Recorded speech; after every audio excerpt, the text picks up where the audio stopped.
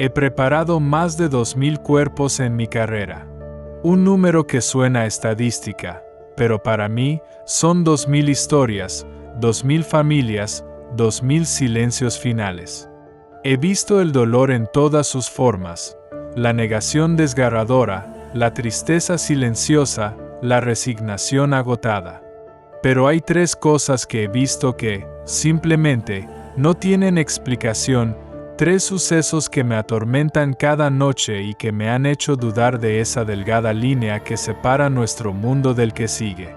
¿Te atreves a escuchar lo que pasa en una funeraria cuando se apagan las luces, cuando los vivos se van a casa con su pena y el único sonido que queda es el silencio de los que ya no están? Mi nombre no importa. No es relevante para lo que voy a contar.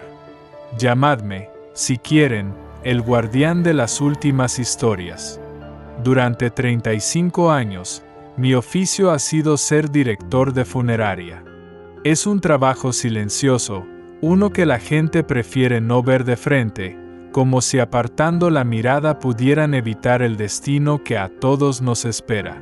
Se imaginan cosas, claro. Susurran leyendas urbanas sobre nosotros, cuentos para asustarse en la oscuridad que nos pintan como seres insensibles o excéntricos. Pero créanme, la realidad, a veces, es mucho más extraña, mucho más aterradora que cualquier ficción. Decidí romper mi silencio por una razón, una muy egoísta, si quieren verlo así. El peso de estos recuerdos es demasiado grande para llevarlo solo. Mi espalda se ha encorvado bajo su carga invisible. La gente merece saber que la muerte no siempre es el final. A veces, es solo el comienzo de otra cosa. De todo lo que he vivido, de las incontables noches en vela y los días sombríos, hay 3 experiencias que se quedaron grabadas a fuego en mi memoria, 3 cicatrices en mi alma. 3 historias que son la verdadera razón por la que el silencio de un velorio puede ser el ruido más ensordecedor de todos. No les pido que me crean. La fe es un asunto personal y mi intención no es convencer, sino confesar. Solo les pido que escuchen.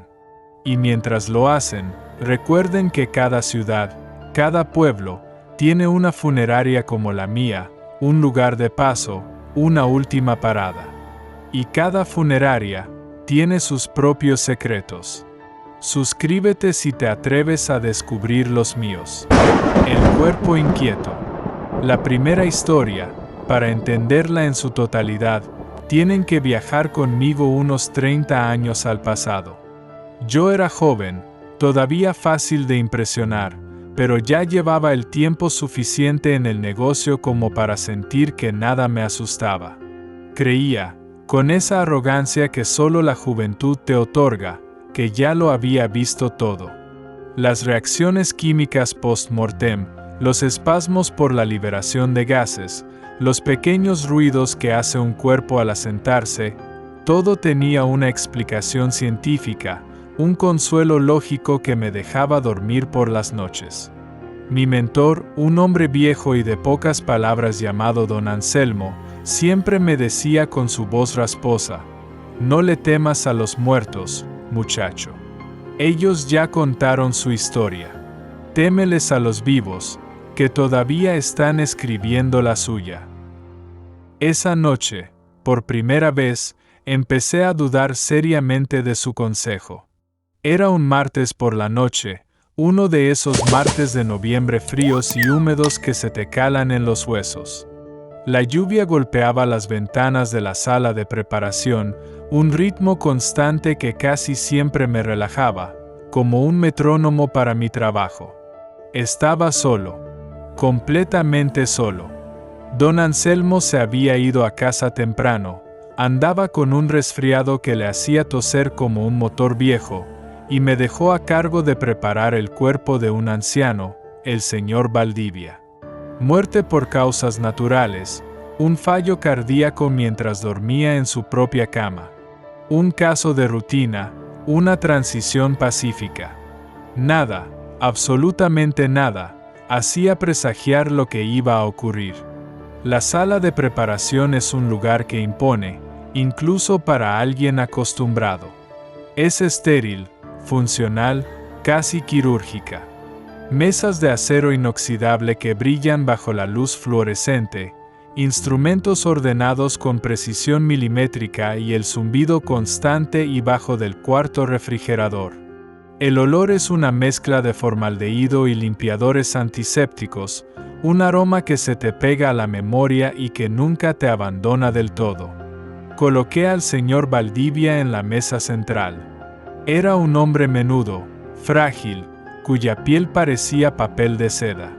Su rostro estaba en calma, casi sonriente, como un abuelo que se ha quedado dormido viendo la televisión. Empecé mi trabajo, moviéndome por pura costumbre. Es un proceso metódico, casi un ritual. Hay un profundo respeto en cada paso que das. Estás preparando a alguien para su último viaje, para su última presentación ante sus seres queridos. Estaba concentrado, tranquilo, con la lluvia como única compañía, cuando lo noté. Algo mínimo, casi imperceptible. El dedo índice de la mano derecha del señor Valdivia se contrajo, un movimiento pequeño y seco. Me detuve al instante, con la herramienta en el aire. Miré la mano por lo que me pareció un minuto entero. Nada. El dedo permanecía inmóvil. Un espasmo del rigor mortis, pensé. Es como un libro de texto. Los músculos se tensan y se relajan de formas inesperadas. Me reí, un poco nervioso, una risa corta que sonó extraña en la sala vacía. Tranquilo, me dije a mí mismo. Llevas años en esto, no te vas a asustar ahora. Seguí con lo mío, intentando ignorar esa pequeña semilla de inquietud que acababa de nacer en el fondo de mi mente. Pasaron unos 10 minutos. Ya casi terminaba de suturar, un trabajo de pulso firme y concentración absoluta. El silencio era total, la lluvia había amainado. Solo se oía mi propia respiración, un poco más agitada de lo normal. Y entonces, ocurrió de nuevo. Pero esta vez fue diferente. Radicalmente diferente. No fue un espasmo. La mano izquierda, que descansaba plácidamente sobre su abdomen, comenzó a cerrarse. Lenta, suavemente, hasta formar un puño apretado. Fue un movimiento fluido, deliberado. Como si estuviera agarrando algo invisible con una fuerza inusitada. El bisturí se me cayó de la mano. El golpe metálico sobre el suelo de baldosa sonó como un disparo en la noche. El corazón se me salió del pecho, martilleando contra mis costillas. Me quedé helado, paralizado, mirando esa mano. El puño seguía cerrado, tenso. Ya no había lógica que me calmara. Los espasmos son bruscos, erráticos, como un cortocircuito. Esto había sido intencional. Hola, susurré al aire, sintiéndome como un completo idiota. El silencio fue la única y más aterradora respuesta. Me acerqué con una cautela infinita, como si me acercara a un animal salvaje herido. Con la mano temblando de forma visible, toqué sus dedos. Estaban fríos como el mármol, duros como la piedra. Intenté abrir el puño, solo para comprobarlo, pero la fuerza era increíble. Era como intentar doblar una barra de acero. El miedo inicial se transformó en un pánico creciente. Mi mente, mi lógica, buscaba a toda velocidad una explicación, cualquiera, por retorcida que fuera, menos la que me negaba a aceptar. Retrocedí un par de pasos, sin poder quitarle los ojos de encima. Necesitaba aire. Necesitaba salir de ahí. Y mientras caminaba de espaldas hacia la puerta, vi el tercer movimiento. El que lo rompió todo. El que quebró mi arrogancia para siempre. La cabeza del señor Valdivia, que reposaba tranquilamente hacia la izquierda, giró. Giró despacio, con un sonido casi inaudible de huesos viejos y cartílago seco rozándose, hasta que su cara quedó mirando directamente hacia mí. Sus ojos, los mismos que yo había cerrado con sumo cuidado hacía menos de una hora, se abrieron de golpe. No había vida en ellos. Eran dos orbes lechosos, vacíos, opacos, pero estaban fijos en mí. Su boca, antes pacífica, se abrió lentamente, en un gesto mudo, como si quisiera tomar una bocanada de aire o soltar un lamento silencioso que nadie pudiera oír. No grité. El sonido se me quedó atorado en la garganta, ahogado por el terror. No podía moverme, no podía respirar, estaba atrapado en la mirada vacía de un hombre muerto. El tiempo se detuvo. El zumbido de la luz fluorescente sobre nosotros parecía el único sonido del universo. Tengo la imagen quemada en el cerebro, el cuerpo inerte en la mesa de metal, y esos ojos vacíos mirándome desde el otro lado de la vida. No sé cuánto tiempo estuve ahí, petrificado como una estatua. ¿Segundos? ¿Minutos? Lo que rompió el trance fue el teléfono sonando en la oficina de al lado. El timbre agudo y estridente me devolvió a la realidad con la violencia de una bofetada. Sin pensarlo dos veces, me di la vuelta y corrí. Salí de la sala, cerré la puerta de un golpe que hizo temblar el marco y le eché el cerrojo. Me apoyé contra la madera, temblando sin control, con el sudor frío recorriéndome la espalda. No volví a entrar a esa habitación en toda la noche. Me quedé en la oficina, con la luz encendida, esperando a que saliera el sol, como un niño asustado de los monstruos del armario.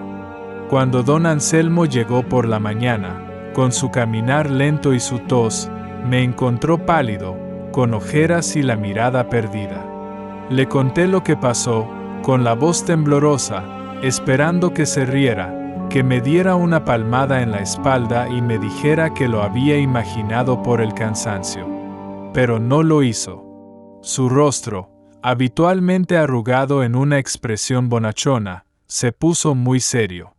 Me miró fijamente durante un largo rato y luego dijo, con una voz grave que nunca le había oído: hay cuerpos que no saben que están muertos. Y hay almas que, simplemente, no quieren irse. Entramos juntos a la sala. Yo iba detrás de él, con el corazón en un puño. El señor Valdivia yacía en la mesa, exactamente como lo había dejado al principio. Su cabeza girada a la izquierda. Sus ojos y su boca, cerrados. Su mano izquierda, relajada sobre su abdomen. Como si nada hubiera pasado. Pero yo sabía la verdad. Y esa verdad cambió para siempre mi forma de ver este trabajo. Ya no era solo ciencia y química. Había algo más. Esa fue apenas la primera lección. La más brusca. Me enseñó que los muertos pueden ser inquietos. Pero la segunda historia, años más tarde, me demostró que no solo se mueven. A veces, también hablan, y su voz puede romper el silencio más profundo. Si ya sientes un escalofrío recorriendo tu espalda, prepárate, porque la quietud está a punto de romperse de la forma más sutil y aterradora. Susurros en la sala de embalsamamiento. Habían pasado casi 10 años del encuentro con el señor Valdivia. Para entonces, yo ya no era el joven impresionable que corría asustado. Me había convertido en socio de don Anselmo y, tras su merecido retiro, en el director de la funeraria La Paz. Había desarrollado una coraza, esa distancia emocional que necesitas para sobrevivir en un lugar como este. Me había convencido a mí mismo, con el paso de los años, de que lo del señor Valdivia fue una alucinación, un truco de mi mente producto del estrés y la soledad de aquella noche lluviosa. Pero la vida tiene una forma cruel y persistente de recordarte las verdades que intentas enterrar. El siguiente caso fue uno especialmente triste, de esos que te pesan en el alma. Una joven llamada Elena. 22 años. Un accidente de coche en una carretera secundaria. Una vida arrancada de golpe, en pleno florecimiento. Cuando llegan casos así, todo el ambiente de la funeraria cambia. La muerte de un anciano es la última página de un libro largo y completo. La de un joven es un libro arrancado por la mitad, una historia interrumpida. Sus padres, dos personas absolutamente devastadas, rotas por un dolor que casi se podía tocar, tenían una petición especial. Elena amaba la música clásica con pasión, era violinista. Querían que sonara de fondo mientras la preparábamos. Era inusual, pero me pareció un gesto hermoso, un último acto de amor. Esa noche me preparaba para un trabajo largo y delicado. Los accidentes de tráfico a menudo requieren una reconstrucción minuciosa y paciente. Es un trabajo artístico, en cierto modo. Quería que sus padres pudieran verla una última vez y encontrar algo de paz en su rostro. Así que ahí estaba yo, pasada la medianoche, en la misma sala de preparación. Había cambiado algunas cosas, pero la esencia era la misma. Puse un pequeño reproductor de CD en una esquina, y las notas melancólicas de un nocturno de Chopin llenaron el lugar. La música ayudaba, creaba una atmósfera serena que contrastaba con la crudeza de mi tarea. Estaba completamente absorto en mi trabajo, concentrado en cada detalle. La música fluía, las notas del piano caían como gotas de lluvia, y el mundo exterior parecía no existir. Fue entonces cuando lo oí por primera vez. Justo en una pausa entre notas, en un instante de silencio casi absoluto, un sonido levísimo. Como un suspiro. Un aliento exhalado muy cerca. Me detuve en seco, con las manos quietas sobre mi instrumental. Agucé el oído. Nada. Solo Chopin. El piano había reanudado su melodía. Será el viento, pensé, sonriendo con una ironía amarga. Otra vez no. Pero esta vez no sentía miedo, solo una curiosidad cansada, una extraña sensación de familiaridad. Volví a mi trabajo. Minutos después, ocurrió de nuevo. Y esta vez fue más claro. No era un suspiro.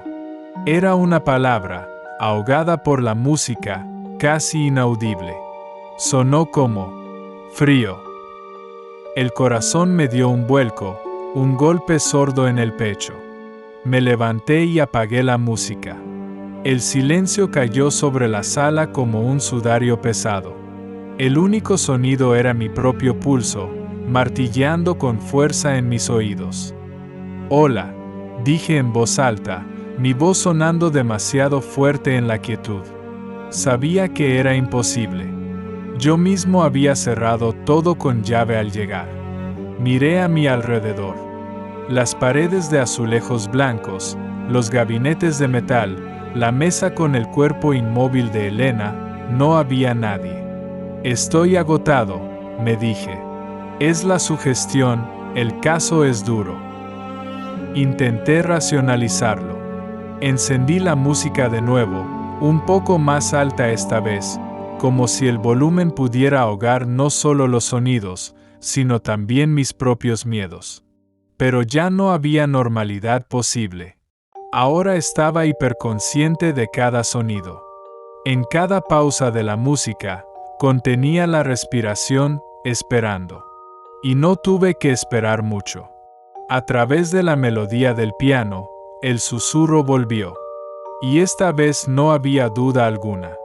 Era la voz de una mujer, débil, etérea, casi rota. Y decía mi nombre. Carlos. El reproductor de CD saltó justo en ese instante, como si la propia palabra lo hubiera hecho fallar, emitiendo un chirrido horrible que me hizo estremecer. Pero yo ya no oía la música. Solo escuchaba mi nombre, resonando en mi cabeza como un eco. El sonido había venido de la esquina más oscura de la sala. Miré hacia allá. Solo vi sombras proyectadas por la luz fluorescente. Un frío que no tenía nada que ver con la temperatura de la sala me recorrió desde la médula espinal. Se me erizó la piel de los brazos y la nuca. Apagué la música otra vez. El silencio ahora estaba cargado de una tensión que se podía cortar. Carlos, ayuda. El susurro fue tan claro, tan nítido, que fue como si alguien estuviera a mi lado, hablándome directamente al oído. Pegué un brinco hacia atrás, casi me caigo. Giré sobre mí mismo. No había nadie. Estaba solo. Físicamente solo. El pánico, ese viejo conocido de hacía 10 años, regresó con una fuerza abrumadora. Pero esta vez no podía correr. Tenía una responsabilidad con Elena, con su familia. Tenía que terminar. Con las manos temblando de forma incontrolable, intenté seguir trabajando. Pero ya no podía concentrarme. Cada sombra en la periferia de mi visión parecía moverse. Cada crujido del edificio era un paso acercándose. Y los susurros no pararon. Se convirtieron en un murmullo constante, casi imperceptible, justo en el umbral de mi audición. A veces creía oír palabras sueltas: mamá, sola, oscuro. La voz parecía moverse por la habitación. En un momento de desesperación, me encontré hablándole. Ya casi termino, le decía al aire. Pronto podrás descansar. No sé si era para calmarla a ella, o para calmarme a mí. El clímax fue lo más aterrador. Estaba limpiando mis instrumentos, dándole la espalda al cuerpo por un solo segundo. El murmullo cesó de repente. Silencio total. Y entonces, justo detrás de mí, en mi oído, tan cerca que sentí un aliento helado en mi piel, la voz de Elena, clara y nítida como si estuviera viva, susurró una sola frase. Gracias por la música. Grité. Un grito primitivo, gutural, un sonido que no sabía qué podía hacer. Al mismo tiempo, como si mi grito lo hubiera provocado, una bandeja de instrumentos de metal que estaba a mi lado se estrelló contra el suelo, como si hubiera sido barrida por una mano invisible. El estruendo fue ensordecedor. Me di la vuelta, con el corazón a punto de explotar. El cuerpo de Elena no se había movido. Estaba igual de inmóvil. Pero la sensación de que alguien más estaba ahí, de pie junto a mí, era abrumadora, innegable. Terminé lo que faltaba en un estado de terror febril, sin darle la espalda al cuerpo ni un segundo más. Cuando acabé, salí de la sala y cerré la puerta con llave, sintiendo un alivio inmenso. A la mañana siguiente, cuando sus padres vinieron a verla antes del velorio, su madre me tomó de la mano. Con lágrimas en los ojos, pero con una leve sonrisa, me dijo: «Está tan en paz. Es como si estuviera durmiendo, soñando con su música». Yo solo pude asentir, incapaz de decirle que, tal vez, no estaba soñando. Tal vez estaba escuchando. Desde esa noche, nunca más volví a trabajar solo en la sala de preparación. Ahora siempre hay 2 personas de guardia, sin excepción. Los más jóvenes creen que soy un viejo paranoico, que me estoy haciendo mayor. No me importa. Ellos no han escuchado los susurros en el silencio. Uno pensaría que, después de un cuerpo que se mueve y una voz que susurra desde el más allá, ya nada podría sorprenderte. Qué equivocado estaba. Porque el terror más profundo no siempre viene de los que se han ido. A veces, viene con ellos, atraído por el dolor. La historia final, la que me hizo pensar en dejarlo todo, no involucra a un muerto, sino a algo que lo acompañaba. La sombra en el velorio. Esta última historia es la más difícil de contar. No por lo gráfica o por el susto repentino, sino por lo incomprensible, por lo que implicaba. Las otras dos, con todo y el miedo, estaban ligadas al difunto. Eran, de alguna forma, una extensión de ellos, un último eco. Esto era algo ajeno. Algo que no pertenecía aquí, pero que caminaba entre nosotros como si tuviera derecho a hacerlo. Sucedió hace unos 5 años. Había fallecido el señor Mendoza, un empresario muy conocido y querido en la ciudad. La funeraria estaba abarrotada como pocas veces la he visto. Flores por todas partes, coronas que llegaban hasta el techo, y el murmullo respetuoso de cientos de personas dando el pésame. Mi trabajo en esos momentos es ser una presencia invisible, asegurarme de que todo fluya, que no falte café, que la temperatura sea la adecuada. Soy un director de orquesta en el fondo del dolor ajeno. Sería una noche larga. Cerca de las 2 de la mañana, la multitud se había dispersado y ya solo quedaba la familia más cercana, la viuda, sus hijos, algunos hermanos. La atmósfera se había vuelto más íntima, más pesada y real. Yo estaba de pie cerca de la entrada de la capilla principal, cansado por las horas de pie. Fue entonces cuando lo vi. Creí verlo. Una impresión en el rabillo del ojo. En el pasillo largo y poco iluminado que llevaba a las oficinas, vi una sombra moverse. No era la sombra proyectada por nadie. Era una sombra en sí misma. Alta, delgada, y de un negro más profundo que la penumbra que la rodeaba. Se deslizó por la pared como humo y desapareció en la esquina. Parpadeé con fuerza. El cansancio, me dije. Llevaba más de 18 horas trabajando, la fatiga te hace ver cosas. Lo descarté como un juego de luces y agotamiento. 20 minutos después, la vi de nuevo. Esta vez, fue más claro, innegable. Estaba al otro extremo de la sala del velorio, parcialmente oculta detrás de un gran arreglo floral. Una silueta con forma humana, pero sin rasgos, sin ropa, sin cara. Como un recorte en la tela misma de la realidad. Estaba completamente quieta, y sentí, más que vi, que estaba observando a la familia que lloraba en un corrillo junto al ataúd. Nadie más parecía notarla.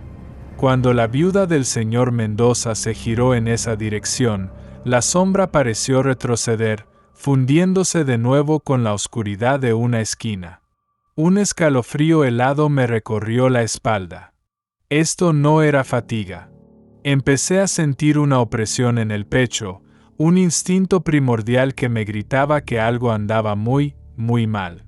Comencé a moverme por la funeraria, fingiendo revisar cosas, rellenar la cafetera, pero en realidad la estaba buscando con la mirada. La encontré de nuevo cerca de la pequeña cocina. Un par de primos del difunto hablaban en voz baja, compartiendo un recuerdo. Detrás de ellos, en el umbral de la puerta, estaba la figura. Solo miraba, inmóvil. Sentí una ola de frío emanar de ella, tan intensa que uno de los hombres se estremeció y se frotó los brazos. «¿Qué frío hace aquí de repente?» «No», comentó. Los otros asintieron, sin darle mayor importancia. Mi corazón latía con fuerza. Saqué mi móvil con disimulo y abrí la aplicación de las cámaras de seguridad. Apunté la vista al pasillo donde la había visto primero.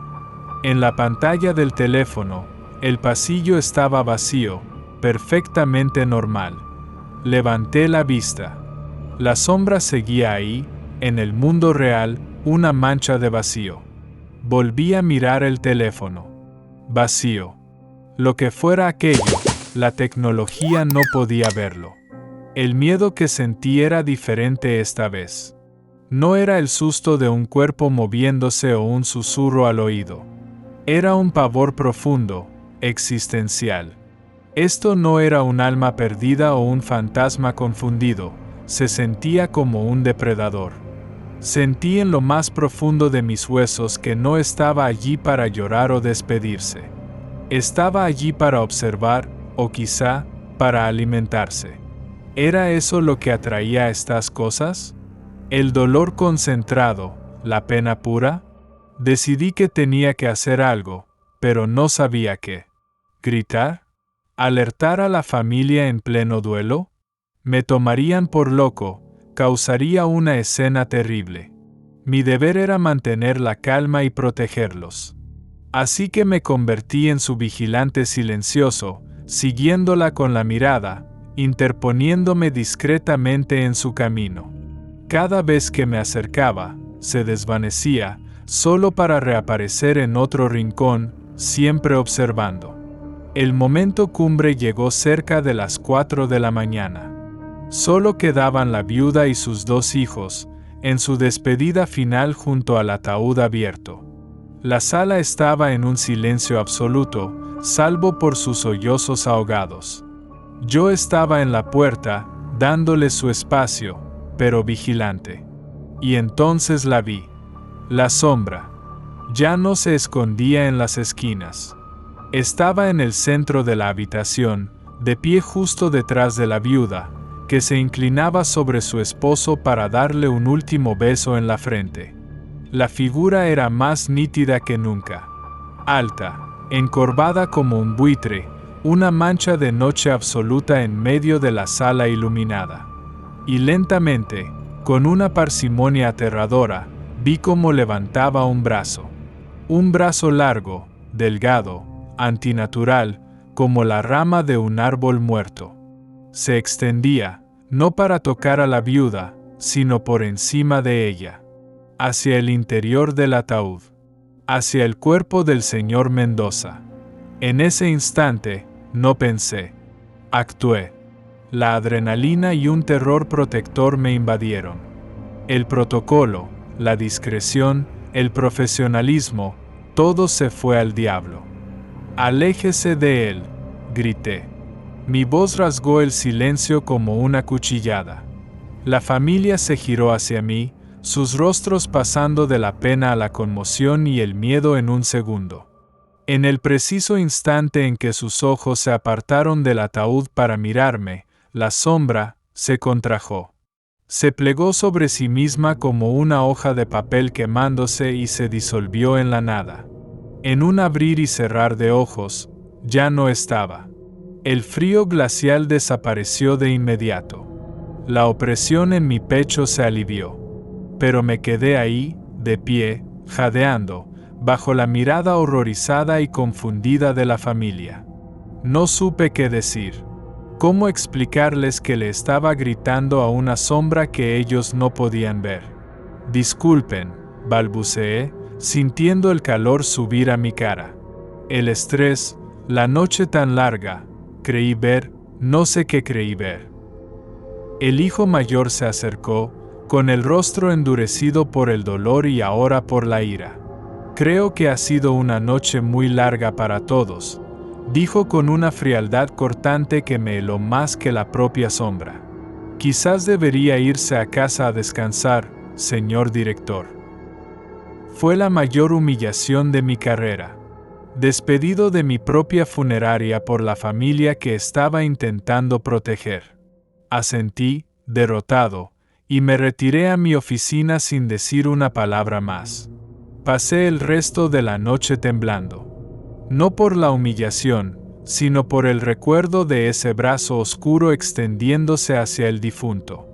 Esa noche entendí la verdad más aterradora de mi profesión. Los muertos, la mayoría de las veces, están en paz. Pero el duelo, la pena, el dolor crudo de los vivos, es como sangre en el agua para ciertos tiburones de la oscuridad. Y las funerarias, los hospitales, los cementerios, son sus cotos de caza. Nosotros solo trabajamos allí. Ellos viven allí. He preparado más de 2000 cuerpos, como les dije al principio, pero son estos 3 los que desfilan por mis pesadillas, noche tras noche. Un cuerpo que se negó a aceptar su muerte, una voz que se aferró a este mundo a través de la música, y una sombra que vino a cazar entre los dolientes. Hay cosas en este trabajo que no se pueden explicar con la lógica. Son experiencias que te marcan, que te cambian. Así que la próxima vez que pases por una funeraria en la noche, iluminada y silenciosa, recuerda que las historias más aterradoras no son las que se cuentan en las películas, sino las que se viven en el silencio de sus pasillos. Y ahora te pregunto a ti, ¿tú qué hubieras hecho en mi lugar? ¿Has presenciado algo que no puedes explicar? ¿Un movimiento, un sonido, una presencia? Cuéntame tu historia en los comentarios. El peso de estos recuerdos es más ligero cuando se comparte. Comparte este video con alguien que necesite una dosis de terror real y no olvides suscribirte para más relatos desde el otro lado del velo. Porque créeme, hay muchas más historias esperando en la oscuridad.